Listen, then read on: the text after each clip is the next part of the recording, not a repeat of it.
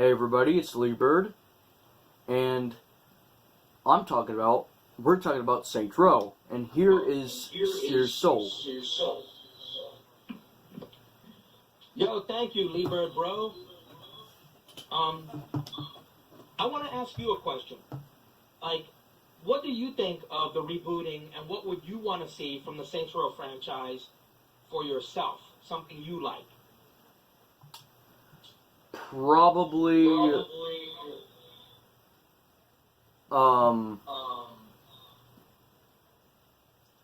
like the graphics of it, and basically like what they changed in Saints Row, like, you know, for the first, the second, the third, the fourth, and the Saints Row God of Hell. I want to know about the whole world, about what the whole world of Saints Row for the reboot looks like. Yeah, that's what everybody keeps wondering. See, they want to know if it takes place in a new city, or are they going to use any of the three old cities? Like, are they going to remake Hell? Are they going to go back to Steelport? Or is it going to start off in the roots of Stillwater? Or are they going to do a whole new city? Because it is a whole new reboot. So we're thinking maybe new cast, new characters, new city, new enemies. So, you know, everybody's thinking that's what it's going to be. Because some people thought it was going to be a remake, a remaster, or a prequel, and Volition pretty much told everybody, and Deep Silver said that, no, it's not going to be a remake, it's not going to be a remastered, it's not going to be, I guess, a prequel. So, okay, that scratches that fucking theory. But now, everybody's wondering everything about these new gangs, and what they represent, or what ethnicities they are, or what they do. Now, one of the pictures shows like a skull, and there were a couple of gangs that used the skull as a representation. The Sons of Zombie in Saints Row 2 had a skull. The Luchadors from Saints Row 3 also had a skull. The Deckers had a skull too, but that was different. And this skull is similar to the type of skulls we've seen in Mexican folklore. You know, like the stuff when they talk about the Day of the Dead, you know. And I have no idea what the skull represents for the Sons of Zombie or the Luchadors. I'm still a little hazy on that part. But that's pretty much one of the gangs we're thinking might be some sort of Mexican gang, maybe. But, you know, everybody came up with their theories, and the only person who did a little bit more research in this than anybody else was Flippy, or, you know, people keep naming him Papa Flippy, but Flippy and about 2 dozen other YouTubers who are all friends with each other up to this point, they've all been broadcasting everything they know about this new wallpaper people have seen talking about the Saints Row rebooting. Now, rebooting pretty much means what it means, which means they're probably going to start either back from the beginning, so it could be a prequel, though they're not sure, or it could be a whole new game altogether. And the Saints Row symbol's there, so we're wondering, okay, you know, what's the game going to be like? And you played some of the Saints Row games, and, like, what did you think of the weird games, like, when it came to, like, Saints Row 4 and Get Out of Hell? Saints Row 4, was like one of my favorites. Saints Row God of Hell is there, but it wasn't my favorite. Yeah. Oh, you didn't like flying around with angel wings? It was fine. It was fine playing. And I thought it was pretty cool, but to be honest, one of the YouTubers, Cutthroat Baller, he said that people who like those games are stupid people, because he said those games were fun and interesting to play, but they don't they don't speak for the real Saints Row fans. Those are not Saints Row games. Nobody acknowledges them as Saints Row games. They think games like Part 3, Part 4, Get Out of Hell, even Agents of Mayhem, they all don't represent what Saints Row really means. Now, we've had 7 Saints Row games, including the remastered version of Part 3. But technically, Volition and Deep Silver, even though they got credit for that game, that's not a game they created. That's a remastered of an original game.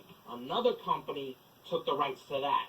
So if you scratch that one out, you got 6 Saints Row games, including Agents of Mayhem. But Agents of Mayhem have nothing to do with the 3rd Street Saints. They're like an alternate universe. If the Saints never existed, what would happen to all the other gangs? And they talk about it in Agents of Mayhem when you play the game, so that's something you learn. Which goes all the way back down to Saints Row 4, which Saints Row 4 came out 8 years ago. And that's a long time to be working on Part 5 of a series. We're talking 8 years to develop a game. And we had other games to keep us entertained. You know, we played Get Out of Hell, we played Agents of Mayhem, we played the remake of Saints Row the Third. Everybody liked them, but they still wanted games representing the hardcore Saints Row players, which is Part 1 and Part 2, because those are the real Saints Row games. Even though some people would say that those are GTA clones, yet you do certain things in Saints Row 1 and 2 you never could do on a GTA game. They do those things differently. I mean, Saints Row and GTA basically play the same way, but like GTA does things predictable, and Saints Row makes things fun. And that's why people like it so much. I mean, there's so many things you can do in Part 2 that you couldn't do in other games like Saints Row 4 or Get Out of Hell. And Part 1 and Part 2 had one thing those other games didn't have, which was replayability. You can watch the cutscenes as many times as you want. You can replay any of the missions or activities anytime you want. There was one activity you couldn't play, and I guess that was the Chop Shop and Hitman missions. You couldn't redo those anymore. That was kind of fucked up. They should have made those replayable too, which would have been fun. I don't mind stealing the same cars or killing the same people again. You know, it gives me something to do for the stuff that goes on. And some of the other YouTubers got in trouble for some of the shit they posted that they didn't have permission to post. One YouTuber by the name of Aaron Prod got in trouble with Deep Silver and Volition. He basically posted some videos he wasn't allowed to post, and he was kicked off the Deep Silver and Volition team. Now, he doesn't work for the company, but he's one of the many YouTubers who gets permission from Deep Silver and Volition to play their games, to use their videos. And everybody knows people like Flippy and Mr. Saints Godzilla and Jordan Flattery and Scissor and Papa RPG, KB11 Games. All of those YouTubers have all posted talking about this rebooting. And me, I can't wait to see the Gamecom's convention in August 25th. That's when they show video trailers of what the game is going to look like, how the graphics are going to look, how the gameplay is, maybe even parts of the story. We might get lucky. You never know. What type of Saints Row, since you played Saints Row 4 and played Saints Row 3, you never really played Part 1 and 2, have you? I have. But how far did you get in them? Like, did you finish the missions? Did you get a chance to learn about the storyline with all the gangs? You know, what did you learn about the games when you played them? I've never beaten Saints Row 2 or Saints Row 1. I just stopped playing them. Well, dude, I think you're missing out because, like, those are pretty much the best ones. I mean, graphically, their graphics are not as good as what they did for Saints Row 3 and 4, but let's face it, we found out even games with great graphics tend to suck. And just because Saints Row 1 and 2 don't have the best graphics, They did get somewhat of a graphical boost when they were made backwards compatible to be played on Xbox One. Plus, not to mention, a lot of people were disappointed with certain open world games like Cyberpunk 2077. They kind of hated that game. They hated the ending, they hated the gameplay, and there was even... They most likely hated it because it was very glitchy. Yeah, that's one thing. But, you know, a lot of games come out with glitches, but people still play them and like them. I mean, if it's like this, if the gameplay and the story don't keep people interested, they're not going to keep playing. I mean, I think people just played Saints Row 3 and 4 and even got out of hell because they were just trying to finish the game so they could learn more and more about it, and they were kind of disappointed with what they got. I mean, I still think those games are fun, but I don't think of them as Saints Row games. Me, you know, you start at the roots, what the game was like in the beginning, what it was like working your way through the gangs, building the income, getting the money, defeating the gangs, taking over the city, and then still having to deal with the police and Ultor, even though you had just saved the city from fucking 3 major gangs. And I guess people were a little confused because, like, Saints Row 2 still takes place in the same city as Saints Row 1. Then you have to fight 3 new gangs. So I think that kind of made everything you did in Saints Row 1 count for nothing. So I guess that kind of ruined that part of the storyline. But people still played it and had fun. And there was so many things to do in that game. I mean, hell, you could drive a truck and spray shit over people and buildings. And people loved that. They thought that was the funny part of Saints Row. I mean, that's the fun part of something you can do in a game and still keep the whole shit seriously with killing the gang leaders. I mean, which Saints Row from the ones you played so far did you like the best?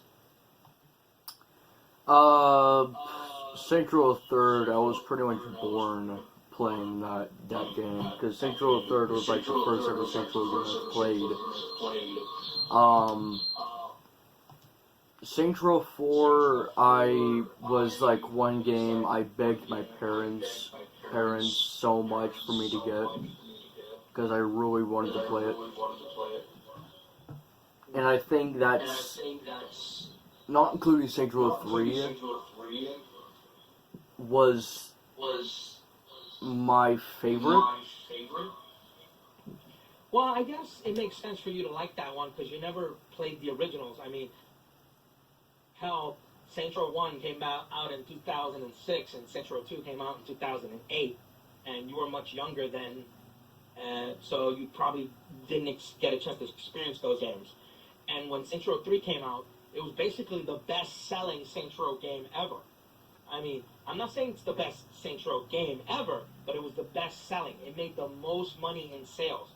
That's probably why another company wanted to copy that game, make a remastered version of it, so they can make money in sales, just like they did. Because Saints Row 2 may have been the best out of all the Saints Rows, but it didn't make as much money in sales, which is kind of fucked up because that's practically the best Saints Row ever. I mean, hell, you can customize cribs and homies. You can tell your homie how you want him to dress. You can customize your own whole house or hotel, make it look any way you want. They didn't give you that much features for, like, Saints Row 3. Like, Saints Row 3, you can customize the outside of the building, but you couldn't customize the inside of the building. And the inside is where everything counts, because that's where you put your stuff. And, you know, I feel sorry for some of the YouTubers who got in trouble with Volition, but that was their mistake.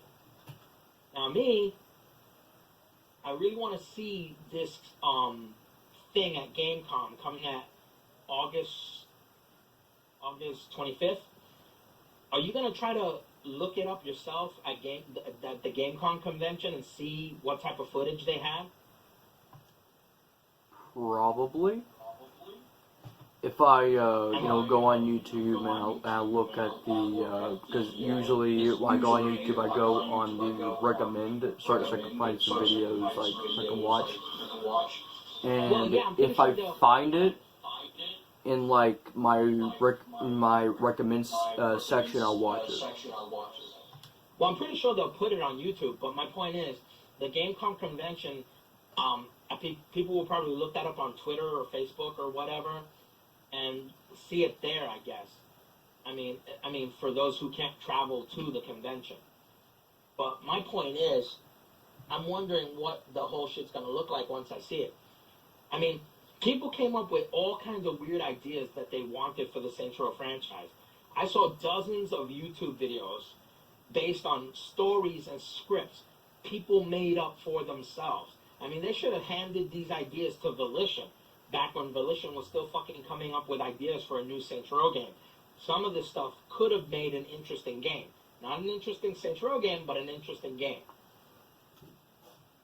Like, one idea that did interest me was a Saints Row game that takes place back in the 70s, back when Julius Little and Benjamin King became friends, and they took on the gang known as the Los Carnales, who was the first major gang in Stillwater to take over all the whole city of Stillwater.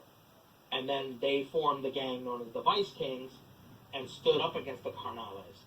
And then other gangs challenged them, and that's when they got challenged by a third gang called the West Side Rollers. And then we'd see how that whole shit started. And then when Julius left Benjamin King and left the Vice Kings, and then tried to retire, but then ended up creating the Third Street Saints to combat the gangs that were terrorizing the entire city. So basically, he created a gang to save everybody from the gangs. And how it ended up for him was pretty fucked up, but that storyline would have explained a lot of things to people who would have liked to have figured out what happened to people like Julius before he eventually ended up dead. I mean, you have to do a video of when you get a chance to play Saints Row 1 and 2. Like, I'm not saying film yourself playing the whole game, but you should start playing certain levels and stages and missions, and doing commentary on what you think of what you like about the originals compared to the other versions you played. Because you only played like maybe 3 versions of Saints Row, and you have like 5 versions of the game already. So, so how would you work about that by yourself if you decide to do more research on the Saints Row franchise? I don't know. Well, that's it for me. I don't have any other comments, but what I can say is when you do get footage of the stuff for Gamecom, show that to your fans for your YouTube channel, because they're definitely going to want to see that video footage. I mean, everybody's going to check out the Gamecom convention, and it's going to happen later on this month.